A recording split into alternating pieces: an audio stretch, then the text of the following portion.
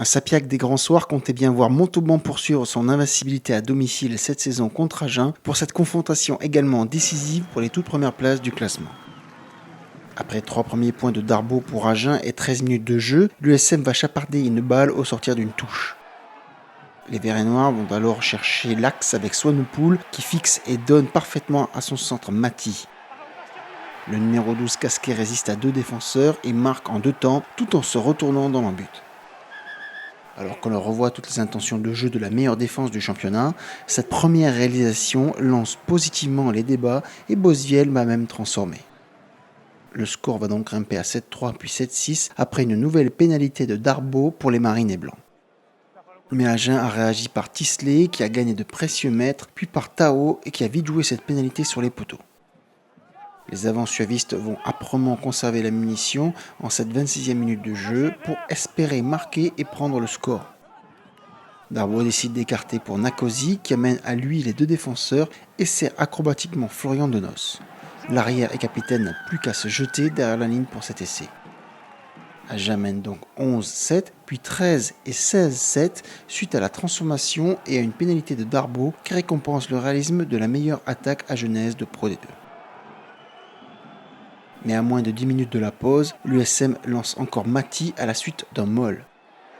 Quand le jeu va rebondir même sens devant les 22 mètres, Soukana Eveta puis Bosviel vont avoir les attitudes justes pour que Sayers soit idéalement servi. Le rapide ailier vient alors récompenser les initiatives des Sapiacains qui souffrent toutefois en mêlée. Admirez sur ces images le parfait raffut de Bosviel qui pense à servir ensuite sur son extérieur. Mais lui de devant Tarn-et-Garonne se reprend bien dans le secteur de la mêlée fermée et il va offrir 2 pénalités à son arrière et buteur. Voilà comment juste avant la sirène, Jérôme Bosviel permet au Montalbanais de mener 18-16. Avec ses 3 nouveaux points au compteur, il passe ainsi juste devant les coéquipiers de l'Agenais Antoine Herbani, blessé pour l'occasion. Durant le deuxième acte, le récital d'Arbo se poursuit. Son 100% au pied perdure avec d'abord une pénalité issue d'une faute sur un groupé pénétrant. L'USUA reprend le score 19-18. Mais les chocs rugueux vont faire place à une bagarre générale.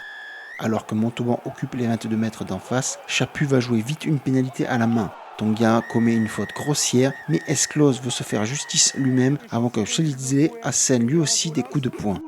Les 2 protagonistes sont expulsés par M. Jonathan Dufort, ce qui va rendre la conquête décisive dans ce match et libérer des espaces sur le terrain.